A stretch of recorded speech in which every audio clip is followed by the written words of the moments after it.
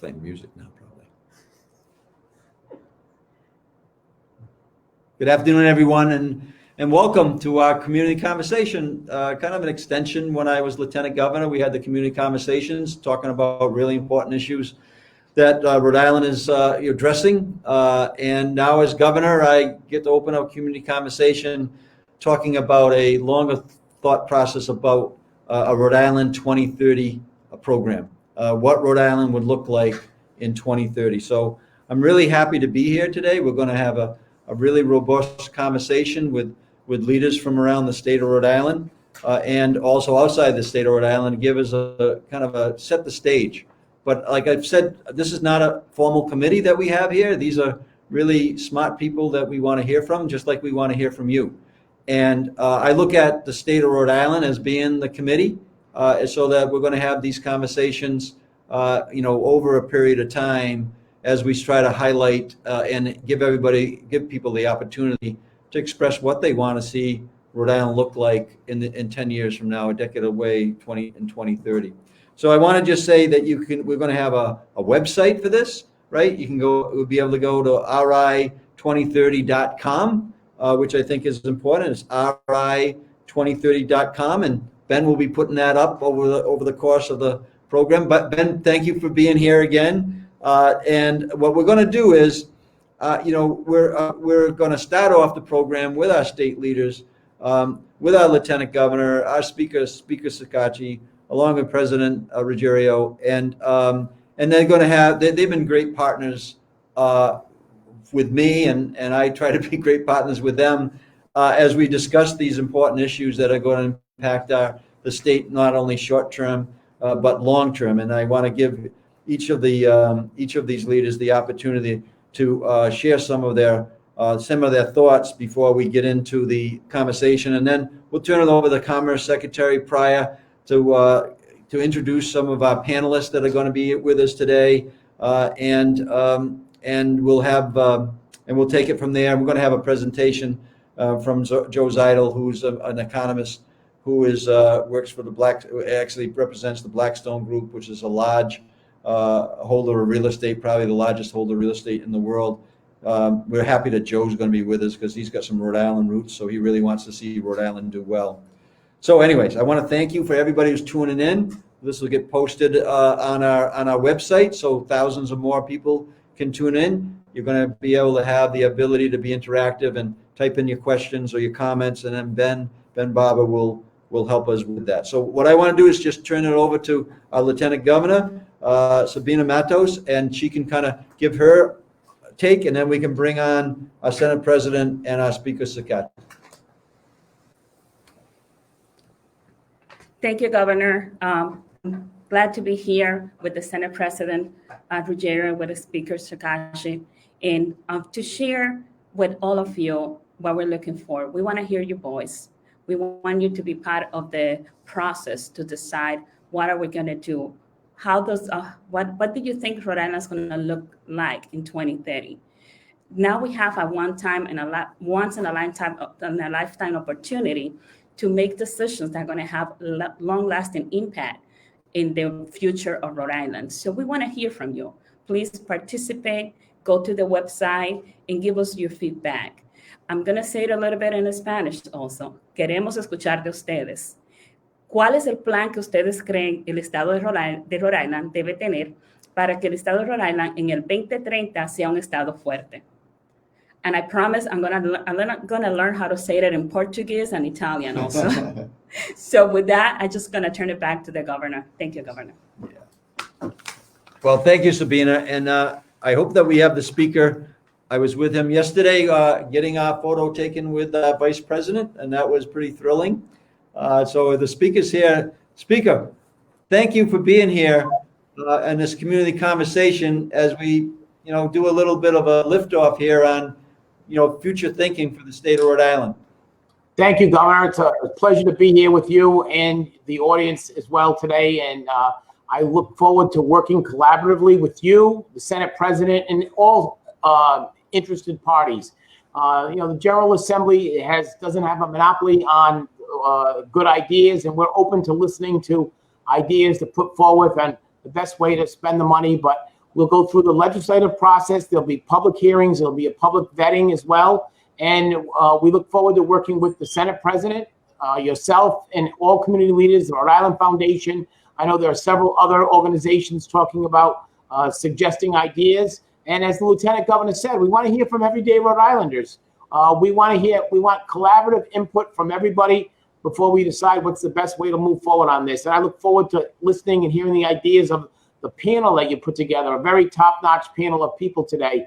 You know, we have to hear from the business community, the labor community, the economic, socioeconomic ladder, from the very top of Rhode Island to the bottom and everywhere in between. We need to hear from our cities and towns. We need to hear from the education community. So I'm all ears, and I want to say that on behalf of the House, we look forward to, when we have the hearings regarding the money, we look forward to listening and working with all of you.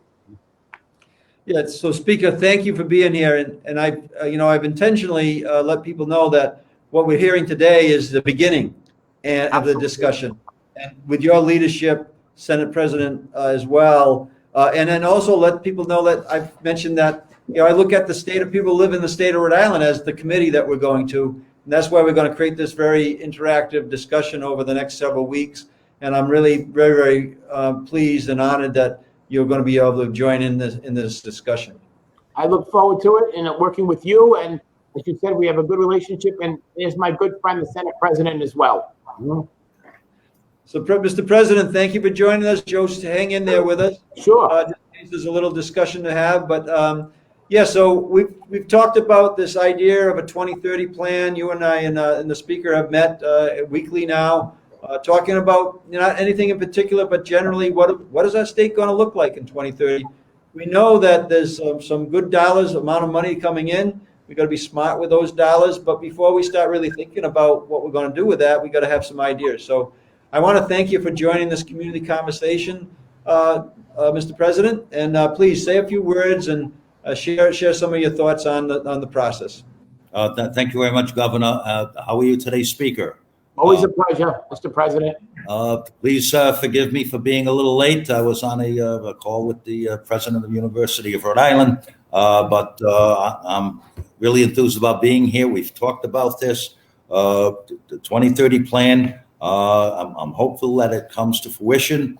And I just want to say a couple things before. Governor, since you've been governor, I want to thank you for focusing on small business. As we all know, small business has really been hit hard by the pandemic. And through your efforts, we're starting to see the light at the end of the tunnel. So I want to thank you for the initiatives that you've put forth regarding the helping the small businesses get back on their feet. Obviously, we have to rebuild our economy, and I think that's one of the ways that we're going to be doing it. So I want to commend you for that and thank you for your efforts. Obviously, we have a major relief package that's coming in to the state soon, and we're going to have to be very careful we're going to have to be very careful as to how we invest those dollars.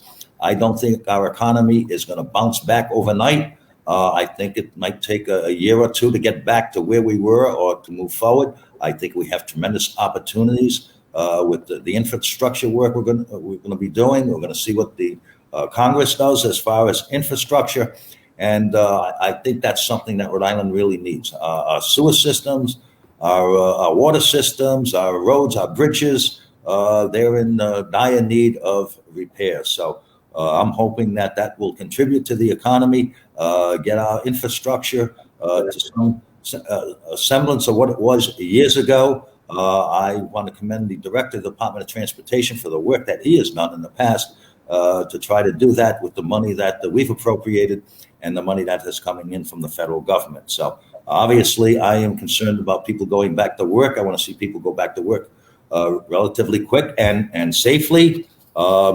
And obviously, in order to do that, you have to have a game plan. So I'm encouraged of what I see going on right now. I'm looking to work with you and your administration to facilitate the growth in the economy and to help people. And obviously, we have a number of challenges ahead of us, but I think that if we work together, we will prove successful. So I would certainly want to thank the speaker. So far, we've been having a number of meetings and discussing issues that are really important. And I think the cooperation of the House and with the governor's office, I want to thank you all for that because it really helps with our decisions that we make here. So I just want everyone to know that the Senate is ready to work closely with the administration and with the House to get to where we have to go. So I'm all ears, and if you have any suggestions, please feel free to let me know. And as I said, I look forward to working with you for the betterment of the people of Rhode Island. Yeah, so thank you, Mr. President, and I think that both you and the speaker listen very well, and that's just strength, and that's what this is all about. I am going to be listening as well to learn as much as we can as we try to develop a 2030 plan that is focused not only on our short-term needs, but our and immediate needs, but our long-term needs in terms of the state, what it can be. So I really appreciate you both being here today. And I hope that you or your staff can be listening in. And then as you hear, thank you, Stefan, for coming on. Maybe just one more minute with the speaker here and the Senate President, and you can help kind of lay out how we're going to spend the next hour or so. And Yes, sir. but yeah, as you're going to get people who are going to ask you, geez, is this a committee that is closed off? No, Stefan, keep Stefan on it. So going to keep, you're going to find that. No, this is a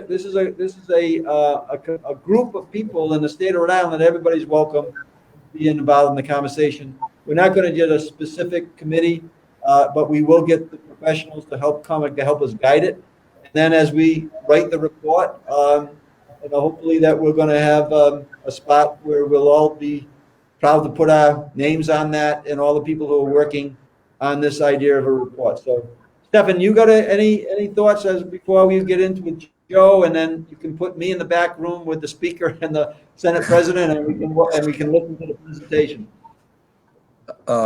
Yes, Governor. Thank you very much. We're so grateful to you, Governor, to Lieutenant Governor Matos, to Speaker Shekarchi, and to Senate President Ruggerio for coming together to enable this process of dialogue. We know that we are presented with a great opportunity, and we want to make sure that we don't blow it.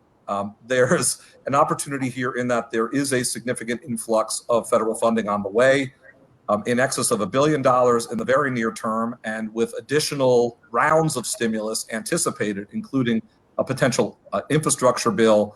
We want to make sure we're prepared with a framework that enables us to make wise decisions and to do so collaboratively, also to do so as you have guided us, Governor, informed by the many voices of Rhode Islanders who ought to have the opportunity to weigh in and shape this agenda. So we're so grateful to you, Governor, the Lieutenant Governor, the Speaker, and the Senate President for being part of this process. What we aim to do is ensure that we enable input on near-term economic relief and meeting human needs in the near term, and also looking forward to the next decade. What will it take to develop initiatives and make investments that propel Rhode Island into the year 2030 and beyond? The nature of this dialogue, we hope to have this series of conversations, as you've outlined, Governor, on various topics. For example, in an upcoming session, we may want to discuss the University of Rhode Island, our public university systems, our private university systems, and their role in the Rhode Island economy. And we've just had a reference to URI as we were starting this event. Yes. We may want to discuss public education, K-12 education, and how we can strengthen it. We may want to discuss health and human services coming out of this pandemic. What are the public health needs of our community on an ongoing basis? How are we to become prepared for future crises? And how can we ensure that that Rhode Islanders have the supports they need to succeed, and other issues that you've already outlined. So that's what this set of sessions will be. Of course, as the Commerce Secretary, I'm grateful to have the opportunity to focus upon the economy. We're pleased that Rhode Island has made tremendous strides in the course of the pandemic and coming out of the COVID crisis. The rating agency Moody's has on a weekly basis updated its data on states across the United States. And I'm proud to report that Rhode Island is above the national average in its pace of getting back to normal, to use the terminology of Moody's. We're above the nation's pace. Connecticut isn't, it's below the nation's pace, and Massachusetts, and for that matter, New York, are right at the bottom, 49th and 50th among the states of the Union. So we've had a stronger track record of economic recovery coming out of COVID. Having said that, no one is prepared to rest on laurels. The reality is there are so many small businesses that are struggling, and there are so many individuals that are struggling. So we want to make sure we address those issues. And well beyond the economy, we want to make sure that we provide the supports and investments that are necessary. That's the reason for this process. So today, as guided by the governor, we'll have a presentation that does begin with the economy, but we are acknowledging that there are many issues that we need to discuss along the way in the course of these community conversations. And that's a presentation by Joe Zeidel. And we will also open up to a distinguished panel who we'll introduce soon. With that, all of that said as an introduction, Governor, with your permission, I want to one more very key administration official say hello, and that's my partner in all of this, the Director of Administration, Jim Thorson, if you'll permit. Stefan, absolutely. We get Jim on. I just want to see if the speaker has anything he wants to add to, or we'll move on. But thank you. I appreciate that, Governor. I think I've said this before. I mean, from my perspective, I'm supportive of this effort and everything else, but I think that money should be invested and not spent. And what that means is we need to look at the way we can maximize spending this federal infusion of funds to benefit a generation of Rhode Island, not spend it all in 1 year or 2 years. I understand everyone's priorities, but we need to look at a much longer view of how we can spend this that will benefit when there's no more money, because this is a one-shot money. We're not going to get another round of this ever in our collective lifetimes, that I believe. We're certainly not going to get any money like this in the next few years. So we have to be very judicious of how we spend it and where we spend it. And let's look at how we can benefit the most Rhode Islanders for the longest amount of time. Thank you, Speaker. Mr. President, you have anything to add, and then we'll move on with the program.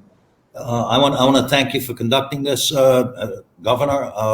I've talked with Stefan on a number of occasions about how we can re-energize our economy. Obviously, the Senate feels that we could do this. There are 3 phases to this, and that's to triage and stabilize the small businesses that are really hurting.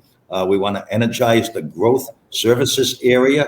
I think, and then invest in the future. And I think that's some of the things that we can do that will, and I know those are very broad ideas, but I think we can whittle them down and they'll be very effective going forward. So as I said earlier, I want to thank you for what you do with small business. Obviously, Rhode Island is a small business state for the most part, and our objective is to get them back on their feet and back doing what they've done.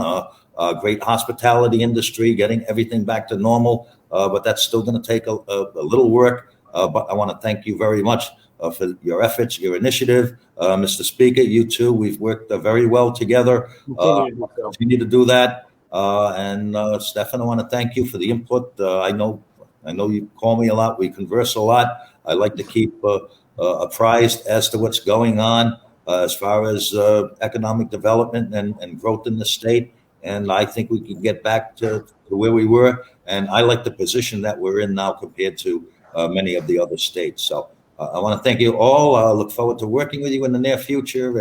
And thank you for inviting me on this program. Well, thank you, speakers. Thank you, Senate President. We really appreciate you listening in, and we'll keep you posted at our Monday dinners. All right. We'll keep you everything ready. See you soon. All right. All see right. you soon. Thank you. Thank you to both Thank of you, you. Senate President. Thank you, Speaker. You want to bring Jim on for a second, and then you get rid Yes, of me. sir. And May then, I? Director Yes. Jim Thorson, our partner in these endeavors from the beginning and all the way through in every which way. Director Thorson's been leading a process inside the administration and informing this entire agenda. Mr. Thorson.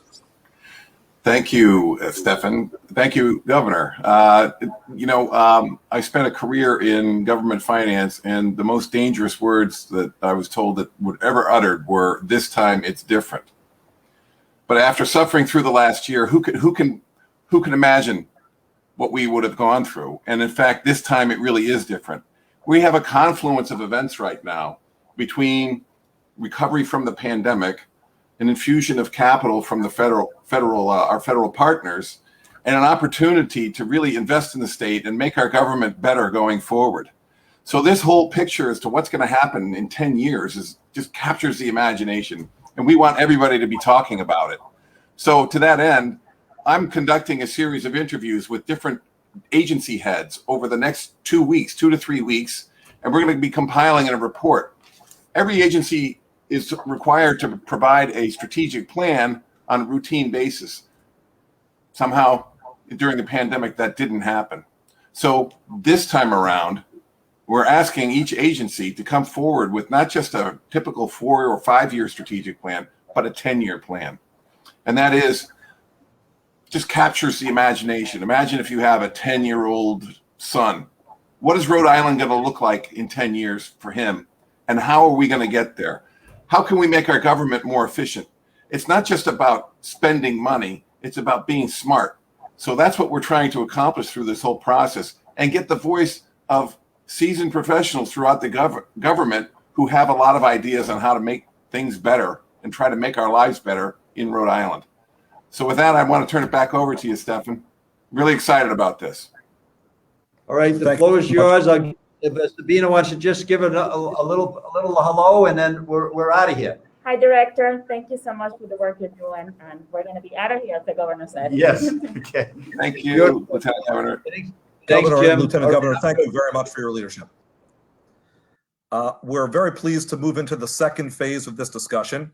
The theme of our dialogue is creating a more resilient, prosperous, and equitable Rhode Island. We hope to examine the different components of that theme. And what we want to do is, in order to set the scene, talk about the large-scale trends in the overall United States economy, the macroeconomic trends, and to place Rhode Island within that context as we conduct this conversation. So we're very pleased to be joined by Mr. Joe Zeidle. Ben, would you bring him on? Fantastic. Joe, welcome. Joe Zidle is the Chief Investment Strategist at Blackstone. Previously, he worked at Richard Bernstein Advisors, an independent investment advisor.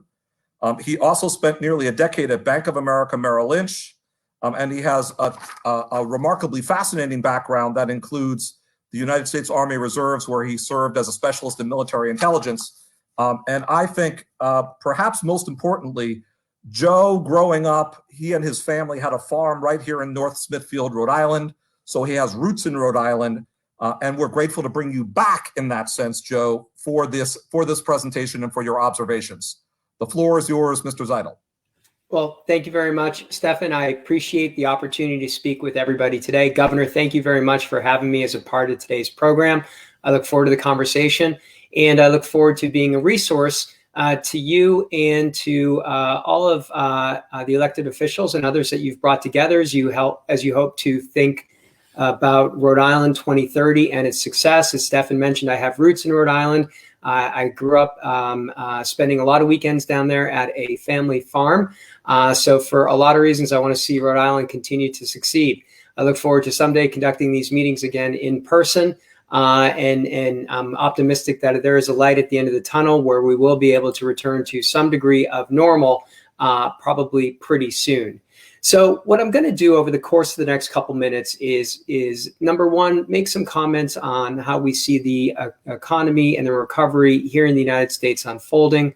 I'll make some comments specific to Rhode Island. As you heard, Rhode Island continues to recover, and it's doing quite well relative to many other states. And then I want to highlight a couple long-term themes that I think are going to be especially important to the state and to the country's economic development. There's a couple long-term structural themes that I think are going to play an important part in economic development over the course of the next decade or two. And Rhode Island is uniquely situated to participate, to benefit, and to take advantage of a couple of these themes. So I'll spend some time on that. Along the way, I'll have some slides that I'm going to show. I'll be asking Ben to highlight a few of these slides in order to provide just some background to my comments on the larger recovery. So before I get to the slides, I want to maybe just spend a couple minutes kind of laying the, I think, kind of setting up the stage here for the recovery that I think is going to unfold here. We have a United States economy that is going to boom. And we're very quickly moving from estimates of growth to actual evidence of growth. You know, we saw that evidence in the first quarter when the country's gross domestic product, GDP, was released. GDP increased over 6% on a year-over-year basis. And we're likely to see economic growth of at least 6%, if not stronger, in the second quarter. For the full year of 2021, I think the U.S. economy is going to end up growing by over 7%. The last time we saw a growth rate like that in the United States was 1984. If you remember 1984, it was a time in which, you know, you had the Karate Kid and Johnny Lawrence, you know, sweeping the leg of Daniel LaRusso, and you had growth of 7.3%. Well, fast forward almost 40 years, and you still have Karate Kid with Miyagi-Do facing Cobra Kai. And again, we're going to see GDP growth above 7%. So this economy is now beginning to reopen. We're on the cusp of a recovery that is going to be strong, but it's also going to be self-sustaining. So as a result, I think we're in the very early stages of what will be a very long economic cycle. And one of the reasons why is that this economic expansion is going to be very uniquely synchronized. Normally, when you're coming out of a recession, you have a little bit more of a staggered start to an expansion. In other words, when you're coming out of a typical recession, what happens is first, households see their incomes beginning to recover, right? Because the jobs market begins to improve, people go back to work, personal income starts to stabilize, people rebuild their savings, they pay down their debt, then they go out and spend. Secondly, corporations typically have to wait for revenues to recover before they can grow their earnings. And then thirdly, state and local governments actually feel the pinch of a recession last. And as a result, they're the last to feel the recovery. And that's owed to the nature of tax collections and budgets. But I said this is going to be a very uniquely synchronized recovery because this is one of the only recoveries that I've ever seen or researched where all three of those constituents, households, corporations, and state and local governments, are all poised to contribute to growth simultaneously. So as a result, this economy is going to be like a thoroughbred out of the gates. We're going to see economic growth that we haven't seen in decades, if not generations. And it also will create a self-sustaining recovery because, and over time, it will create a very long one. So that said, that's kind of the overall background that I see for the U.S. economy. We prepared some slides, and I'm going to ask Ben if he could put the first slide up on the screen here. And the reason why I want to highlight this slide, this is what we call a waterfall chart. And what you can see on the left-hand side is the contraction in the U.S. economy in the first and second quarters of 2020 as a result of COVID. We saw production in the United States drop by about $2.2 trillion. And then looking to the right of those two drops, you can start to see the various different forms of fiscal policy or stimulus that started to fill the gap in production. And it's continued. So between the CARES Act and other administrative acts, the $900 billion stimulus bill that was signed as part of the lame duck administration in the end of 2020, the American Recovery Plan, and basically what you have is stimulus that translates to about $5.3 trillion as of March, compared to about a $2.2 trillion drop in production. So this is what's setting the stage for this highly synchronized recovery. The United States has done more in fiscal stimulus since December of 2020 than all of Europe and all of Japan combined over the course of COVID. So the policy response that the United States has employed here has far and away exceeded that of any other country in the world. And as a result, the United States is going to be among the leaders in economic growth, not only this year, but for years to come. That globally, it's going to be a story of the US and China being the two strongest growth stories around the world. So this sets the stage for what I think is a very powerful and long-lasting recovery. Rhode Island is participating in this recovery as well. You heard that when you heard about the recovery in jobs. And what we've seen here is strength in construction and manufacturing, right? And that's been happening in other parts of the country, but specifically in Rhode Island, you've seen almost a complete recovery in manufacturing jobs, and construction jobs are already back at pre-COVID levels. All those jobs that have been lost are already back, and the economy hasn't even really fully reopened. So there's going to be a second wind to Rhode Island's recovery, and that's going to be when the service and travel and leisure hospitality jobs come back online. That's very much going to mirror what we're going to see in the broader U.S. economy. So with respect to employment, Rhode Island stands within about 1% of the national rate when you look at the unemployment rate. And I think Rhode Island, like so many other states, are positioned to continue to recover and exceed that. Now, the next slide, this slide right here, slide 2, is one of the reasons why I think this recovery, which is right now being driven by policy, will end up being a self-sustaining one. Because as a result of the record fiscal transfers from the federal government, households are sitting on record high income, record savings. The savings rate in the United States is now 27%. There's over $2.5 trillion in savings today that didn't exist pre-COVID. The pre-COVID savings rate across the United States was about 8% of income, disposable personal income. Today, it's 27% of disposable personal income. So what's going to happen as the economy begins to reopen is we're going to shift from spending our money on goods to services. And you can see the chart on the left-hand side. This is looking at the spending on goods. It's already well above the pre-COVID levels, but the line below it represents our spending on services. And that spending is yet to come back because we haven't fully reopened.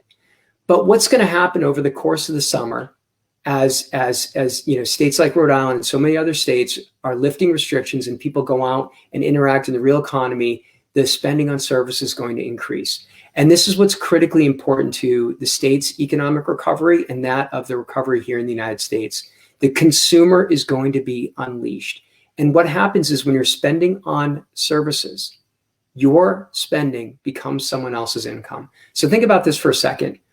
The goods side of the economy is about 1/3 the size of spending on services. And you see that on the pie chart on the right-hand side.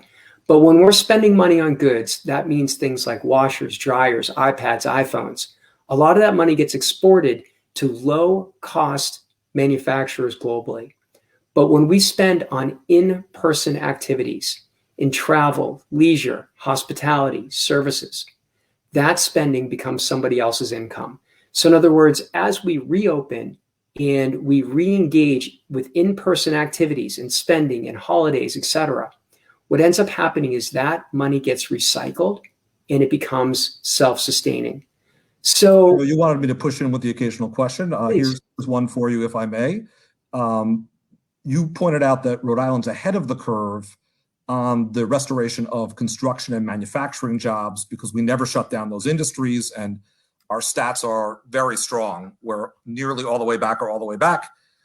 As pertains to travel and leisure, our point of view is that we want to make sure we have a proactive marketing campaign, and we continue to work with the tourism bureaus of Rhode Island, the chambers of commerce of Rhode Island, and that we have a very deliberate effort to attract tourists and shoppers, et cetera, back.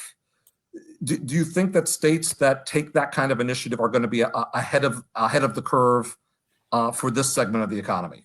Yeah, I think that's a great question. And one of the ways to measure the mood of the US population is to think about what is it that we're searching for. So if you go to Google and you look at their search trends, you have the ability to see what people are searching for today. And searching for travel hotel, airport, flight, things like that, they're off the charts.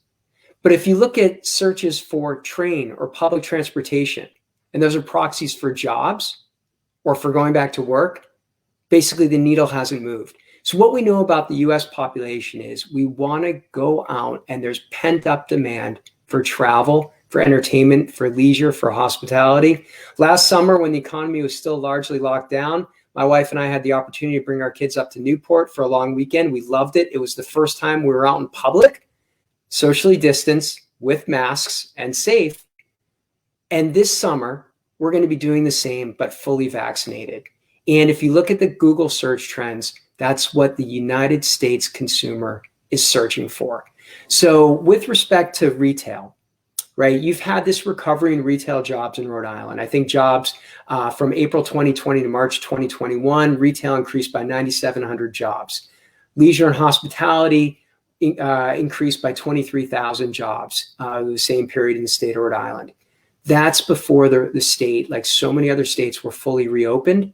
And now, not only are we looking at vaccination rates that continue to improve across the United States, but that coupled with record personal income, record savings, and something called debt service, which is the amount of money that we spend every month on rent, car payments, mortgage, insurance.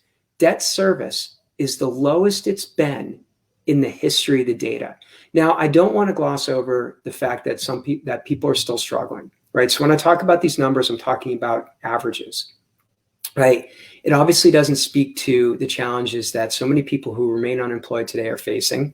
But when we look at the population in general, it is one where the consumer is going to be unleashed. And I think to have a travel or hospitality or leisure strategy is going to provide a very valuable second wind to the state's recovery efforts. Extremely helpful. Thank you, Joe. Ben, let's return Joe to his presentation if we can. Sure. And I just want to quickly go through a few of these slides because I really want to spend the bulk of the time on a couple long-term themes. So with the reopening of the economy, we're facing unintended consequences, right? With the record income, with the record savings. And I highlighted that chart that showed how we'd been spending on the goods side of the economy. It's creating manufacturing pressures. And I'm sure everybody on this webinar has been hearing about the supply chain issues that we're having. And the supply chain issues are driving prices higher. They're causing delivery delays. And it is going to be a challenge for manufacturing. This chart, these four charts, just kind of help to illustrate that picture. On the top left-hand side, you can see delivery delays are at a record high in the history of the data. These are because of the supply chains. At Blackstone, we operate ports between Los Angeles and Long Beach. It's a 42-mile stretch of ports that handle 1/3 of the containerized traffic that comes in the United States on an annual basis. And we've got a record number of ships at berth and at anchor. If you look at shortages in chips that are used from everything from electronics to autos, from the time you order semiconductors to the time they're actually now received is a record high 16 weeks.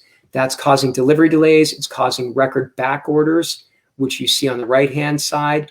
On the lower left-hand side, it means that inventories are at record lows, and that's going to drive prices higher. We are going to see some inflation. Ben, if we advance to the next slide, I just want to highlight how this is going to drive prices higher. And this is a slide that looks at the relationship between manufacturing prices and inflation. So it means there's going to be some inflationary pressures. This manufacturing bottleneck won't be the only source of inflation. One of the other sources of inflation are going to be tight labor markets. And if you look at Rhode Island's an example of one of these where we're starting to see tight labor markets already. You know, pre-COVID, Rhode Island had one of the strongest employment markets in its history. It had the lowest unemployment rate going back to 1989. And as I mentioned, manufacturing construction jobs have mostly returned. I think they'll run hotter. So that means tight labor markets, and that drives wages up higher. Secondly, President Biden has signed an executive order saying that all government contractors will receive a minimum of $15 an hour. Well, the federal government employs about 5 million people. There are only about 250,000 to 400,000 government contractors that are at $15 or below. But that new minimum wage has second order effects. It has knock-on effects. It means people who are earning close to $15 are likely to demand pay increases as well. So I think what we're going to end up seeing is an unemployment rate that continues to go lower and lower. And over the course of the next 6 to 12 months, I think we see tighter labor markets. So there's bad forms of inflation that we're going to see, which are going to be driven by shortages and supply chain issues. But there's good forms of inflation, and that's wages. Now, I want to skip ahead a couple slides, if I could, Ben, just in the interest of time. So I'll ask you to skip this next slide. And maybe I want to... maybe one more macroeconomic slide. Yep, and please, if that makes sense, Joe? Yep. So just one last macroeconomic slide. I want to highlight this one where Ben is right here. This looks like a giant spaghetti chart. And the message in here is as follows. The economy is going to run hotter. We're going to see growth rates we haven't seen in 40 years. Inflation is going to run hotter. We're going to see inflation we haven't seen in 20 or 30 years. Labor markets are tight. I think they're going to be tighter. It's going to drive wages up. That's going to push investors to think that the Fed is going to be hiking interest rates. What this chart shows in the green line is interest rate policy, but in the dotted line, it shows what the market expects at any point in time. In other words, what the markets get wrong almost all the time is the timing and the magnitude of Fed interest rate hikes. So the market already thinks the Fed's going to be hiking rates, but the Fed is saying, no, they're going to keep rates at zero. And I think they're going to end up doing that for a long time. So the point is, we have an economy that's going to continue to recover and accelerate, and the Federal Reserve is going to remain accommodative for years and years and years before we have to think about interest rates moving too high and slowing the recovery down. The bottom line is I think we're in for a very long recovery. Rhode Island is already leading in terms of several of the metrics that we highlighted. I think the state will continue to do well. Now, what I wanted to do is stop here, and I want to talk about two long-term themes before we move on to the next portion of our program. These are two structural themes that I think are going to unfold over the course of the next couple of decades that will transform our economy. And I think they're going to be especially important to the state of Rhode Island. I'll spend a couple minutes describing them, and then I look forward to the panel discussion. The first is clean energy. And let's go ahead and show the slide that illustrates those, please. Perfect. Well, the first one is clean energy, and particularly offshore wind. Clean energy, I think, is going to be an important driver to our economy, climates, and investments over the course of the next couple of decades. Rhode Island has an advantage in clean energy, and that's offshore wind. It's got the only fully operational offshore wind farm in the United States. The Biden administration has made the environment and clean energy a priority. Rhode Island's got the expertise to continue to contribute to its growth. I'll come back to that in a minute. Secondly, life sciences. What is happening in life sciences in the United States, and specifically in Massachusetts, in Boston, is a once in a generation development. There is no other city in the world that has the same strength of biotech as Boston. And there's an opportunity for Rhode Island to participate in that ecosystem in a really meaningful way. So I'm going to make just a couple high-level comments on each and how I think Rhode Island is uniquely positioned to participate and benefit from the development of both of these industries. And then I'll turn things back to Stefan. So first, in clean energy, investment in this sector is likely to boom, in my opinion. The population wants it. Corporations are looking to reduce their footprints, and national policy is emphasizing it. And with record surpluses, I think it's going to drive investment into clean and alternative energies. They're going to make the economy grow faster, and they're going to create long-term, high-quality, high-paying jobs, and it will benefit the environment. Here's the opportunity. In the Biden administration's budget for 2022, in $1.5 trillion budget, they increased their spending to clean energy by 27%.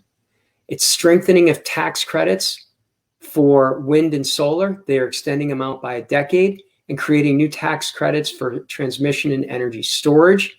In the $2 trillion infrastructure proposal, there's a significant focus on clean energy, both for standards and tax credits. So this is part of a broader goal of the Biden administration, put the U.S. on track to decarbonize its electricity sector entirely by 2035 and the economy by mid-century. Offshore wind has a very important role to play.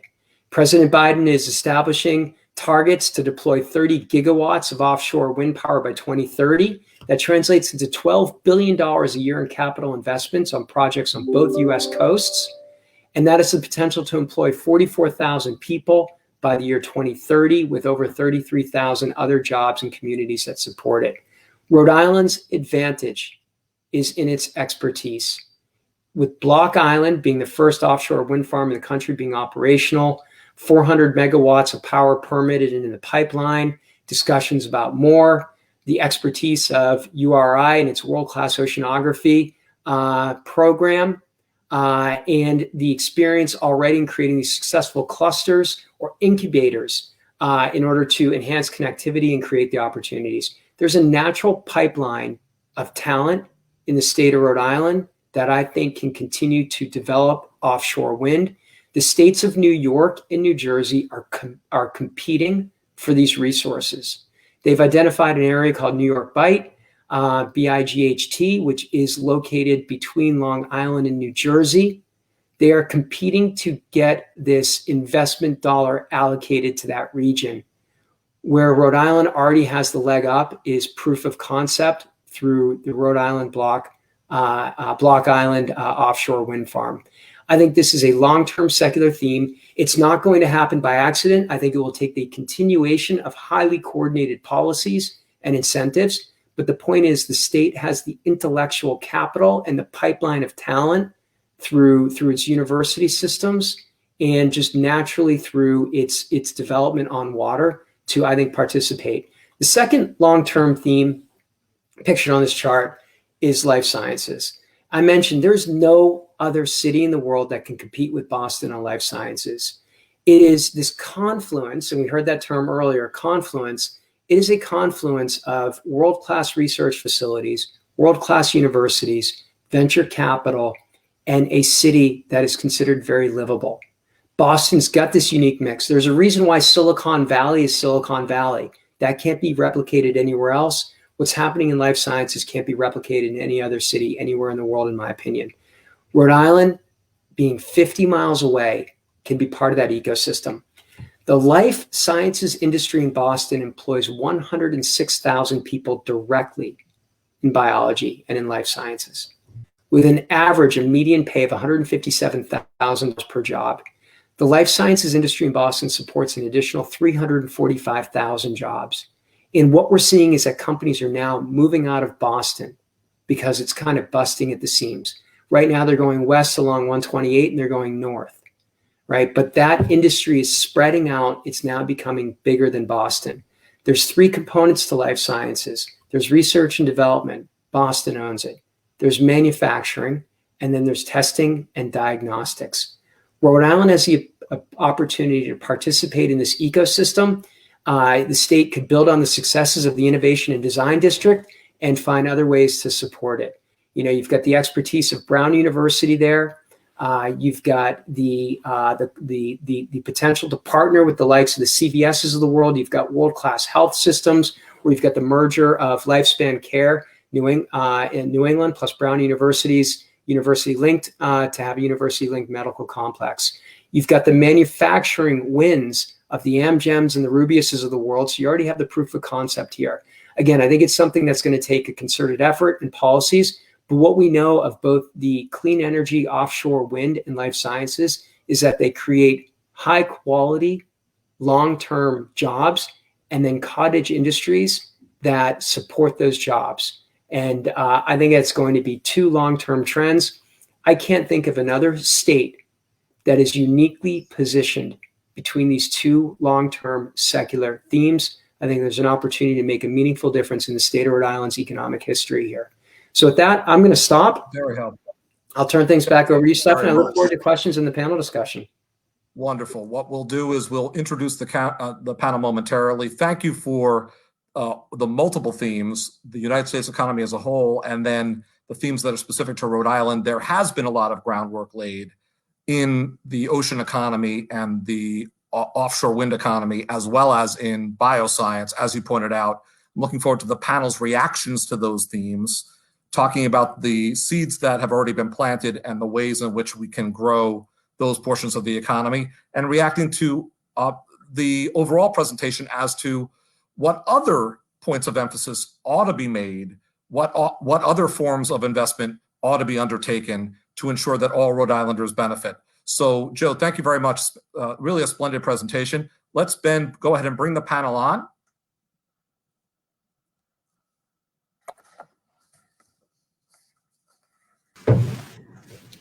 This particular conversation is scheduled to go until 3:30.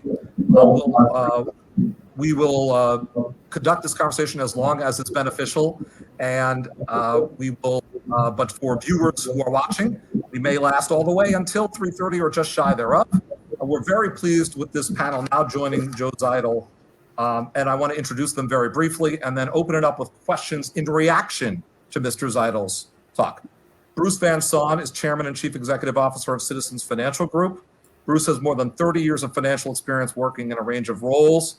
He joined Citizens in 2013, and he's really been a pioneering leader for this financial institution. It's astounding the amount of progress that Citizens has made under Mr. Van Saun. And Bruce is also a founding member of the Partnership for Rhode Island, the new association of larger employers here in Rhode Island. He's been an active member, and he's helping to move the Rhode Island agenda. We're very, very grateful that Bruce made the time and joined us. Martha Wofford is the brand new president and CEO of Blue Cross and Blue Shield of Rhode Island, and she's been a recognized leader in the field since the earlier 2000s. She came to Blue Cross from DaVita, where she was a group vice president, and she led the company's critical shift from volume to value-based care. We're so pleased that Martha, with her background, which also includes public sector expertise at the federal level, that she's able to join us for this conversation today. Suzy Alba is the president of the Smithfield Town Council. President Alba, congratulations on your big success with Fidelity, 500 new jobs, just announced this week with Governor McKee. And of course, you're also home to the aforementioned Rubius Pharmaceuticals, which Joe Zeidle mentioned, the brand new pharmaceutical plant that's being built in Smithfield. So you have a lot of perspective on this conversation. You're also, of course, director of alumni relations and an adjunct professor at Rhode Island College. So you bring the perspective of Rick to the table. Roby Luna is the president and co-founder of Aretec, Inc., which is a data science and cybersecurity company. He's a graduate of URI, and he's also now a member of the board of trustees of his alma mater, URI. I will note also Roby was part of our economic development strategizing to produce Rhode Island Innovates 2.0, our report on the future for Rhode Island's economy, issued right before the pandemic struck, and is involved with many other parts of our conversation. And Larry Warner is the Chief Impact and Equity Officer of the United Way of Rhode Island. United Way has been leading the way on so much in the way of public policy and advocacy in Rhode Island. And Larry is co-chair of the Rhode Island Commission for Healthy Advocacy and Equity and serves on the state's COVID-19 vaccine subcommittee and the COVID-19 Equity Council. So we're so grateful for this marvelous panel. We're also rejoined by Governor McKee. And we want to begin. Governor, before we do, we're going to open it up to the panel for reactions. Did you want to insert any thoughts, sir, before we do kick that off? No, we're listening in, and I just want to thank Joe for that really very succinct and very good presentation, setting the stage as we move forward on this very important conversation. Welcome everybody here, and thank them for participating. Letting people know watching in or will watch this program after it's on the tape, that we really want to hear from them as well. So you can put input and questions into Ben, and we'll document them, and we'll get back to everybody. But Stefan, thank you, and thank you to Bruce and Martha and Suzy and Roby and Larry. Looking forward to hearing your thoughts and also your introductions in terms of your what you're doing right now in our state that you see a future in, and why you see that. So thanks so much for coming in, and I'll sit back and I'll mute myself and I'll be listening in. You need not mute yourself, Governor. At any moment, please offer a comment or a question. So what we want to do is open up with this question. Having heard Joe Zeidle's presentation on the United States economy and some themes for Rhode Island, do these themes resonate with you? Do you think that these are potentially the right way to invest for Rhode Island's future success? What do you think we need to see in the way of immediate relief to ensure that we have the momentum going into the longer term recovery? And what will propel Rhode Island into the next decade, i.e. 2030 and beyond? I want to just open it up to the panel for those reactions to Mr. Zeidle's presentation. What resonated with you? What's missing? What else should Rhode Island be doing? Who would like to volunteer for first? Okay, President Alba. I'll go for it. Thank you so much, Joe. Your presentation was insightful, eye-opening, and promising. I will say clean energy, life sciences, it's where the jobs are. It's where the future is. You know, I'm in my 30s. I'm a mother of a young child. I think about especially the future generations and my generation. And absolutely, the clean energy, I'm so happy that Rhode Island is a leader in offshore wind, but we have to continue, as you said, to forge the road ahead and get into more of those industries. Along those lines, it's jobs, right? So the jobs that these industries are going to provide, but we also need the skills and the training. So for all of the jobs of today and tomorrow, having been a former member of the governor's workforce board, it's all about workforce development and training. And I will say, I'm hearing from small businesses in Smithfield, we can't find enough people to fill these jobs. There are jobs available.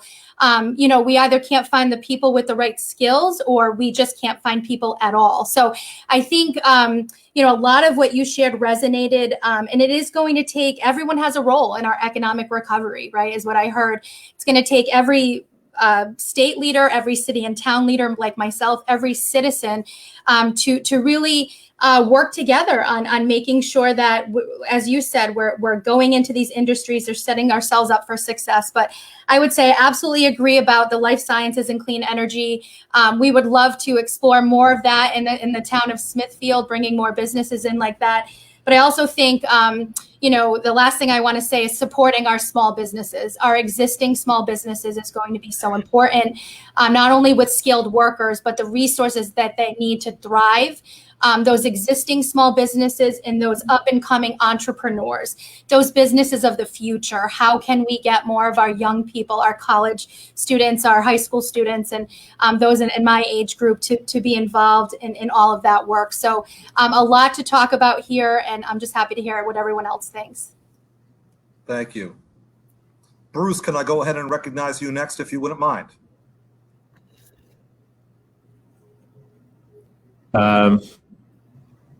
Trying to get off mute. Thank you for the opportunity, Stefan and Joe. That was a really great presentation, and agree as well that those industries really hold a lot of promise for Rhode Island, and you need to build around your strengths.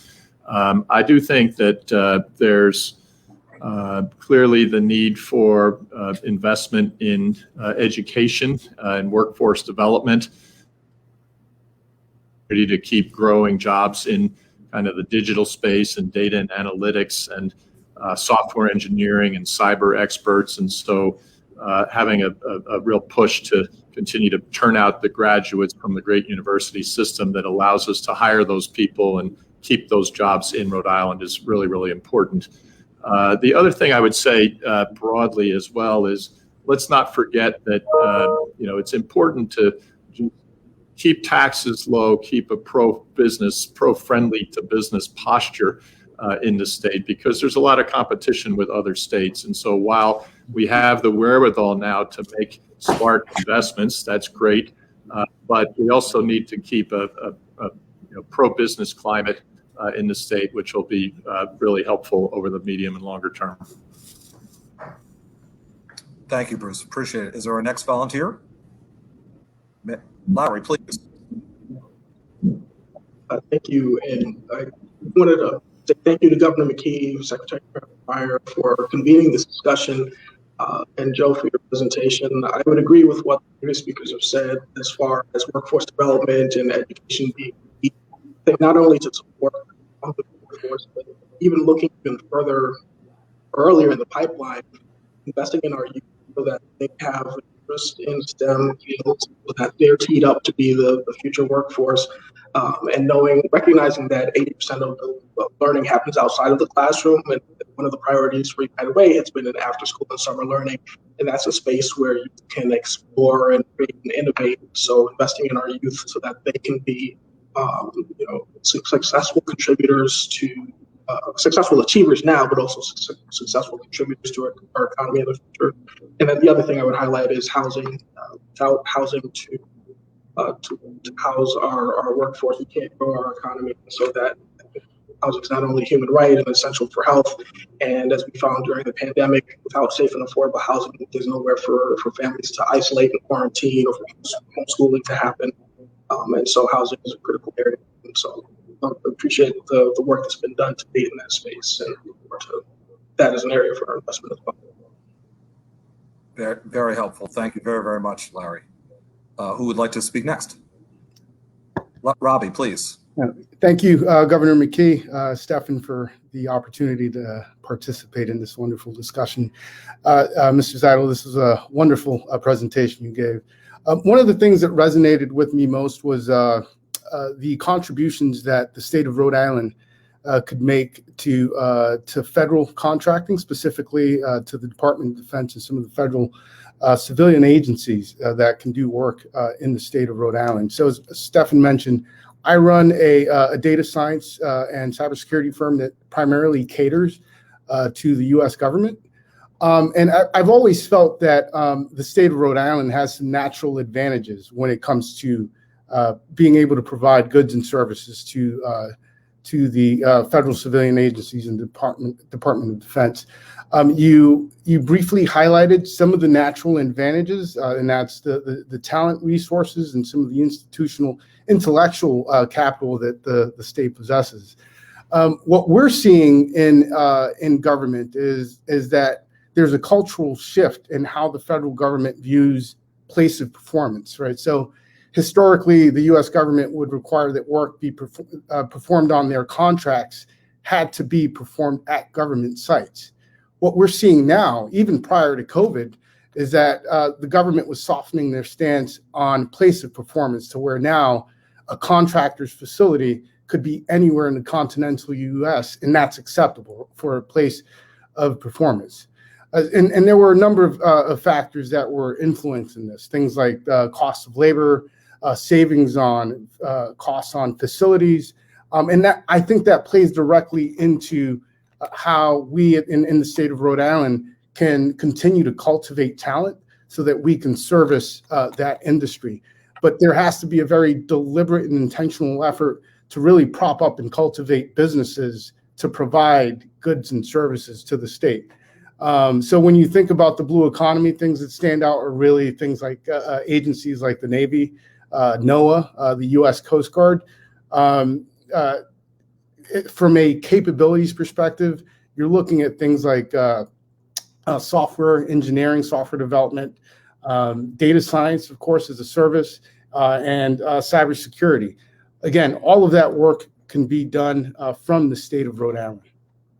Thank you.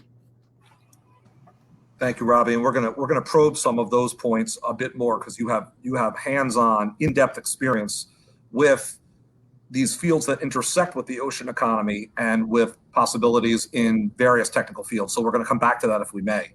But Martha, if you would, first of all, welcome to Rhode Island. We're so pleased that you are now part of the Rhode Island community, and to you.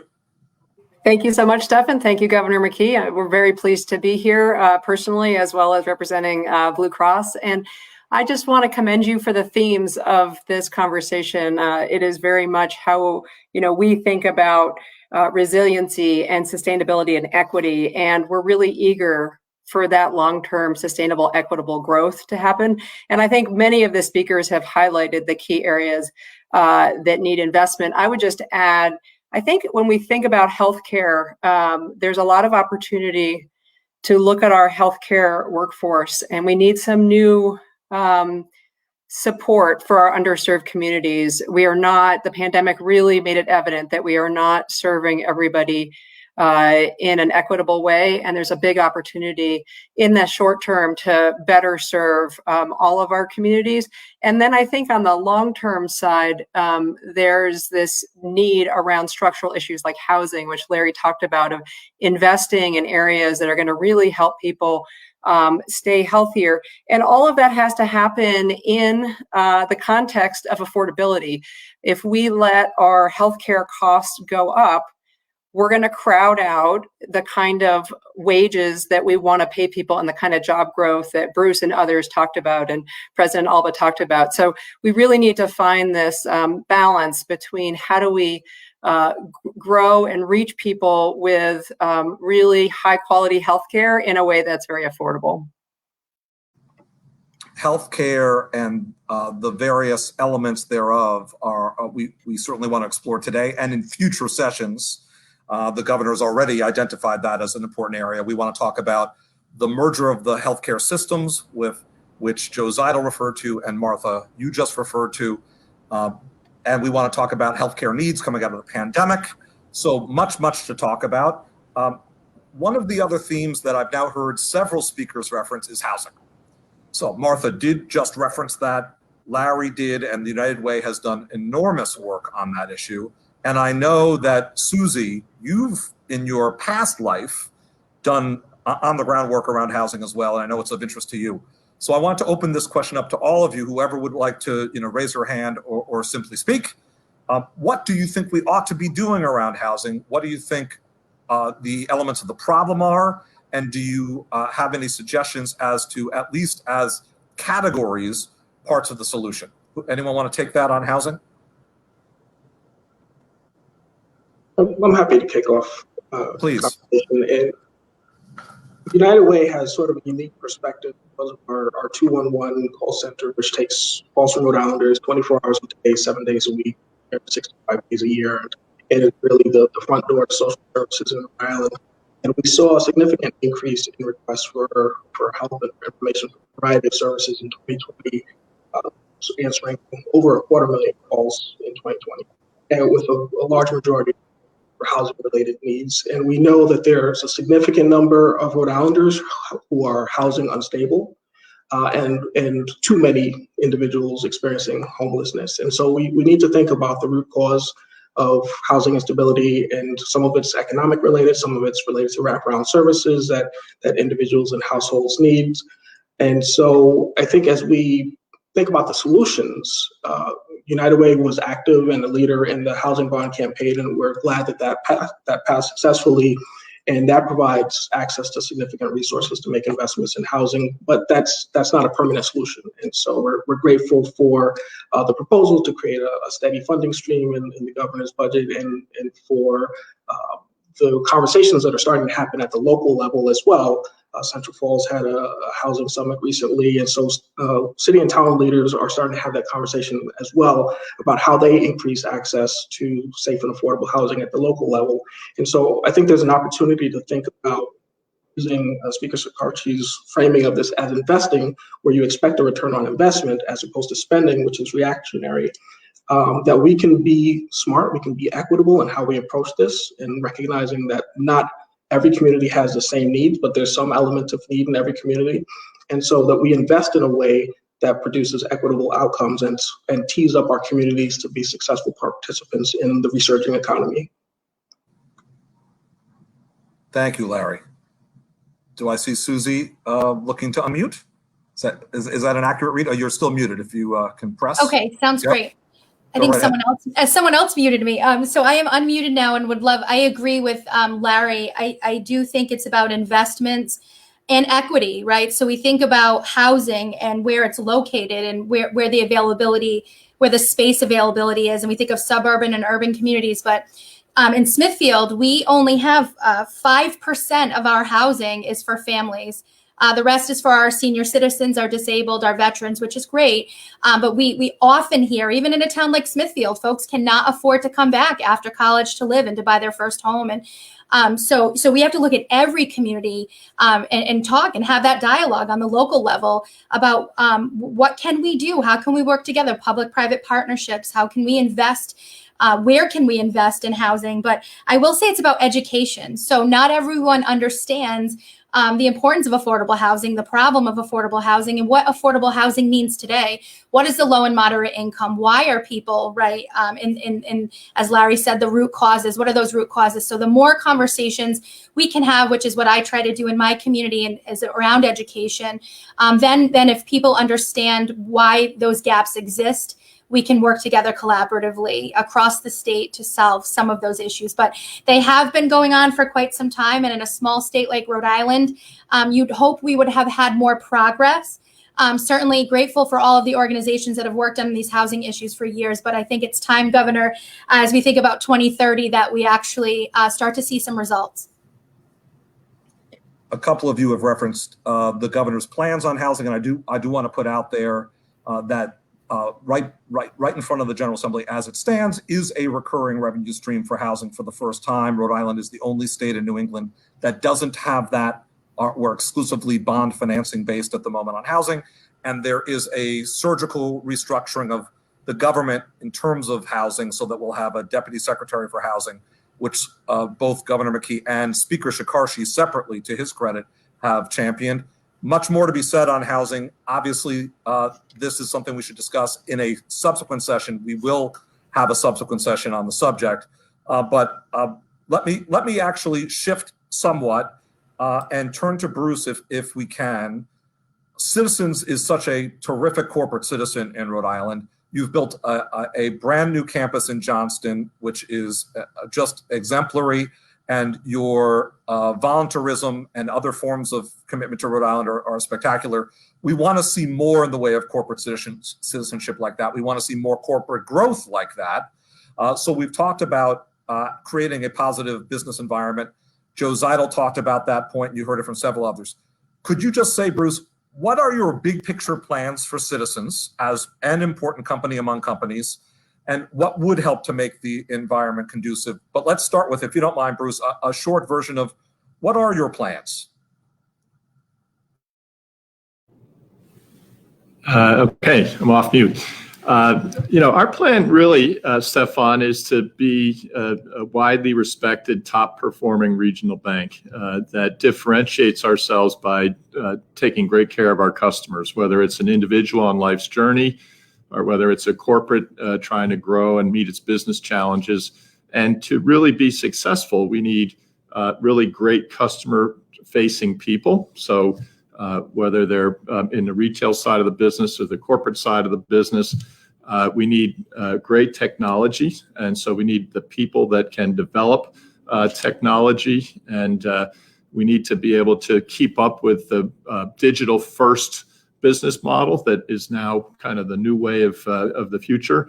And so we need digital software engineers, we need data analysts, and we need to be able to make personalized offers to our customers so we don't waste their time. So it really, when you think about that whole agenda, it centers around talent if we're going to be successful. And so when we recommitted to Rhode Island, that was one of the big reasons why, is that we saw that there's a great university system that can churn out the kind of folks, and we can try to keep those graduates in the state and really move in these new directions. And so what I'm looking for is to really even double down and strengthen that education system, which really we have to start all the way down at the elementary school level, straight through to the high schools, and really make sure we're giving everybody a full chance and a great education with good class sizes, good curriculum, good infrastructure. And I know that's been a big focus of partnership for Rhode Island. I know it's the governor's heart is fully invested in that, and we've made some good progress, but we got to keep that up for really making Rhode Island the best place where folks like us want to keep committing and recommitting. Well, Bruce, in hitting the theme of education, you certainly are speaking to a theme that's crucial to the McKee administration and to Governor McKee. Our governor has been a pioneer in creating municipal education offices in our state, starting with his own in Cumberland when he was mayor, and talking about the need for supplemental services. In this era of COVID, where young people have been in hybrid scenarios at home, where there's been learning loss documented for many young people across the country, across the world. This is not unique to Rhode Island. This is obviously an important theme. And do any other panelists want to speak to K-12 education and any preliminary thoughts on that subject?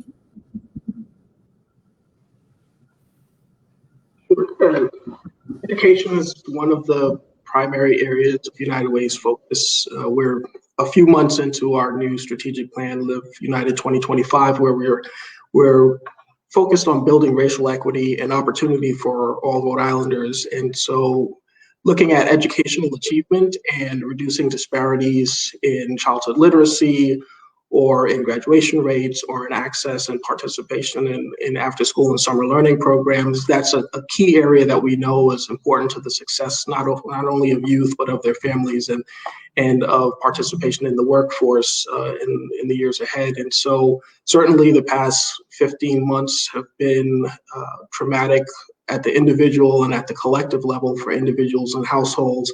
We know that there's been health impacts and economic impacts that have been felt, and obviously learning loss as well. And so we're very keen on the importance of investing in education, both in the classroom, and I think the state is positioned to receive significant resources from the federal government to support both state and local education authorities, but also thinking about the importance of that other space that happens where 80% of the learning happens as well, and where a lot of the development of 21st century skills takes place, and where youth learn how to develop and navigate relationships, and again can create, innovate, and explore and have experiential learning. Those are some of the things that are crucial and worthy of thinking about making significant investments in addition to in the classroom. So that's something that I would tee up. And you mentioned the governor's work in Cumberland previously. I think that there's definitely an opportunity to think about innovative models around the state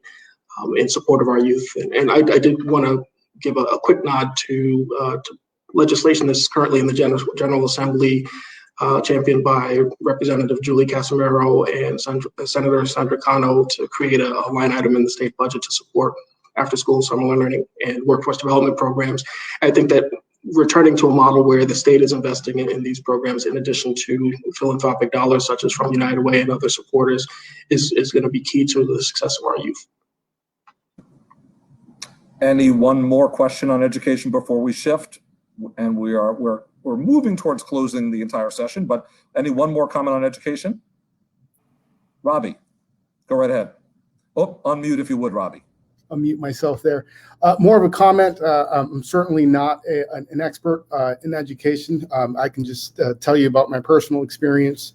Having grown up in South Providence, I'm a byproduct of Bridgeton Middle School and Central High School, and what I can tell you, I was ill prepared for the rigors of higher learning. So I always felt that I didn't have a level playing field when I got to the University of Rhode Island. I had to essentially work twice as hard as my peers to achieve equal results. And I always felt that it should not have been that way. But what I can say is that my education at URI, more importantly, my commitment to continuously learning, eventually helped me level that playing field. But that could have been accomplished much sooner. My success could have happened much earlier than what I achieved. So I feel that a stronger glide path to success really starts with K through 12. And if we are to achieve success in the state of Rhode Island with strong underpinnings, essentially by diversity, equity, and inclusion, it's going to have to start with a stronger K through 12. Very, very helpful. Thank you for those comments, Larry and Robbie. I want to do a sort of a speed round to close this out and make sure we touch upon the following, if you would. Joe concluded with the two themes of offshore energy and of bioscience. I want to make sure that you all have the chance to react to those. I'm thinking about Martha on bioscience and healthcare more generally. Your additional thoughts, you've already introduced some important ones. Roby, you've worked in and around the fields of ocean technologies, defense technologies, digital technologies, which interface with Joe's first theme. And Suzy, in other forums, I know for a fact, you've been thinking about how else Smithfield can grow industrially along the lines of Rubius and its new bioscience manufacturing plant, what should happen there. And Bruce and Larry, we want to hear more about what to create the right business environment and the right environment for Rhode Islanders to thrive we need to create. So I want to ask for a speed round. Can you react to those two big themes from Joe? Even feel free to ask Joe a question if you'd like, or react to another theme that's been introduced in the subsequent panel discussion. And I'm going to start with Martha. Feel free to hit bioscience or anything else that you wish. Please go right ahead. All right. Thank you, Stefan. And I would say on a personal level, I am super excited to hear about the clean energy and offshore wind opportunity. One of my first roles was working on climate change in the Clinton administration. So it's great that we are finally making progress on those fronts, and it'd be great for that to be an economic engine for Rhode Island. Bioscience as well. We're eager to have more jobs come to Rhode Island and to help support them. And so it's an area that's very exciting. I think all of Joe's presentation was exciting to see that kind of economic growth. And again, the thing that we always worry about is on the affordability side to make sure that we're keeping costs down and quality up and making healthcare more equitable and keeping it accessible. So those are just the balancing aspects as we invest more in the life sciences. All right, who would like to speak next? Go ahead, Suzy, if you wouldn't mind. Sure. So yes, we in Smithfield, Rubius Pharmaceuticals is growing and expanding. They've been a wonderful partner in the area of biopharmacy. I think what we are looking at is to expand and to bring in and attract more of those companies in that industry. But what we need is infrastructure, right? So we need to be site ready. We need to have our sites ready. We need to look at sewer and water improvements, all of those things at the local level in order, those are the conversations that we had with Rubius when they first came to Smithfield, and now they're expanding. So I think those ongoing conversations at the local level have been very important with our, the state leaders and town leaders having that open dialogue.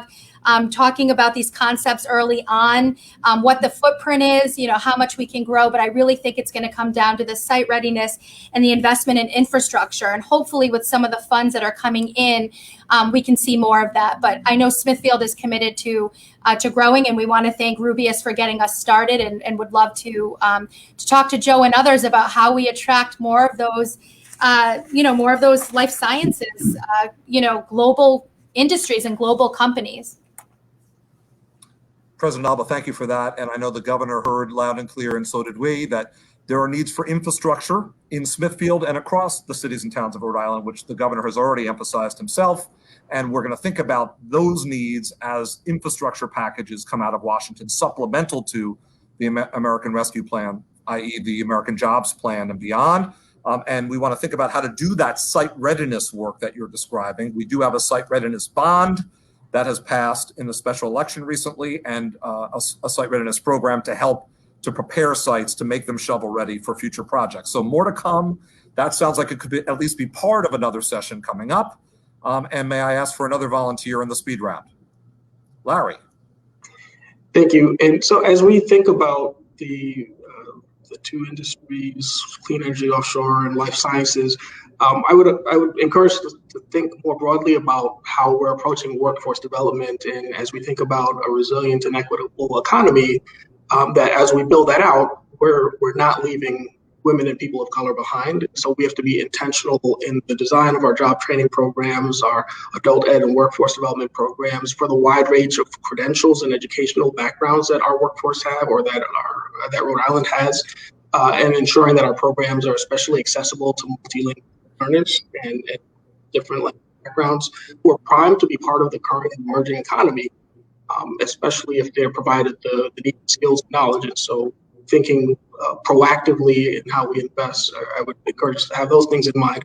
And then just circling back to the small business presence that we have in our state, it's important that we not think generically about our small business ecosystem, but also ensuring that we're prioritizing women and minority-owned businesses so that they're not left behind in the resources that are being made available, whether for COVID-related recovery or in these conversations around proactive investments in our economy. Bruce, you've also emphasized the importance of preparing a quality workforce. I don't know if you want to hit that theme as you close or any other theme you wish. Yeah, I just, you've got a great panel and agree with what's been said. Just to recap, I would say, we talked a lot about education, critical. We talked about workforce development, critical. We talked about infrastructure. I would add that Rhode Island as a coastal state, we should really think hard about the investments in the ports. That's really important. And then along the rivers, there's other investments that we can make to facilitate commerce. So I would call that out as something to keep on the list. And then entrepreneurship. Can we incubate businesses? I know we've had some efforts like that in the past. Can we make space available? Can we provide some funding, some startup funding? Can we provide business mentors to get new businesses started, which is generally could be very equitable in terms of diversity, equity, and inclusion. And then lastly, there's really not a developed CDFI system, Community Development Financial Institutions in Rhode Island, which I think very true. Yeah, I think it holds us back from some advancement that we can make to the broader community. So we should look about maybe putting some capital there and building that up. That could have some real long-term salutary benefits. Creating a real Rhode Island-based CDFI. Bruce, marvelous themes. Thank you. Yep. Very, very, very helpful. And Roby, would you close us out as an entrepreneur, as a URI alum, as a URI trustee, as a participant in all our processes? What is your final thought? So just in line with the reports from the Brookings Institute, our business is very specifically involved in the development of data science platforms.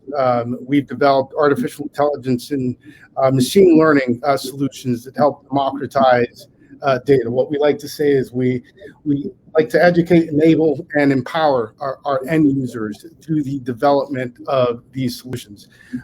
We've developed over 2 million lines of complex code for a number of different federal agencies, and we pivoted away from that approach to where now we develop very simple to use solutions, and we've been able to do that by virtue of a partnership that we have with Google. So we'd like to think that we're living proof that this work can be done out of the state of Rhode Island. And we have a tremendous opportunity to provide these services, not just in the private sector, but also to our federal agencies right out of the state of Rhode Island. Having grown up in Rhode Island, I selfishly want to do that work here. And our R&D centers are here in Rhode Island, and we really look forward to making contributions to Rhode Island 2030. Thank you. What a marvelous panel. Thank you so much for taking the time and to contributing your ideas to our dialogue in this very first of Governor McKee's sessions in aiming towards building a stronger Rhode Island for 2030 and beyond. I want to thank Joe Zeidel and the whole panel. I also want to offer this note. We have a website. The governor mentioned it, Rhode Island 2030. It's RI2030.com. RI2030.com, where we'll have links to these community conversations. They'll live on beyond the Facebook Live moment in time, and we'll have an opportunity going forward, not yet, but after future sessions, we'll have the opportunity for the public to submit ideas and reactions. So please stay tuned at RI2030.com. And now I want to turn it over to our governor who created this entire process for us, Governor McKee. Please, sir. Well, first, thank you, Stefan, and to all our guests. This is, I took notes. I got some good notes all around, everybody's comments. It'll go into the file in terms of the fact that this is the beginning of a very, which I believe is going to be a very productive process. But we know, all of us know in our respective careers that ideas are very fragile. An idea of a Rhode Island 2030 plan, that could be dismissed very quickly unless we actually put the work in. But I think that what Joe outlined earlier and then the comments from the panel really, the opportunity abounds for all. And if we're able to kind of really zero it down on a real strategic plan for Rhode Island, an RI 2030 plan, that's going to benefit everybody that lives in the state of Rhode Island. It's going to attract people to want to come to the state of Rhode Island, and it's going to keep our young people in the state of Rhode Island. So I really appreciate everybody kind of launching this, and hopefully the idea grows, and we're going to continue to work on that. And at this point in time, everybody that's been on this panel is going to play a role, and we're going to stay in touch with you to make sure that all your ideas that haven't been shared will be shared in this effort. So thank you all for being here today, and a thank you to Stefan for helping organize this with Jim Thorson. Thank you very much, Governor McKee. You've done everything to make this possible, and we're so grateful to you, the Speaker, the Senate President, and all involved. Thanks again to Joe Zeidel and the panel. Stay tuned for future sessions, future community conversations on themes such as higher education, K-12 education, housing, you heard that emphasized today, health and human services, and so much more. We'll be back to you. Thank you so much for watching, and let's build an even stronger, even better Rhode Island 2030 and beyond. We're signing off. Ben usually comes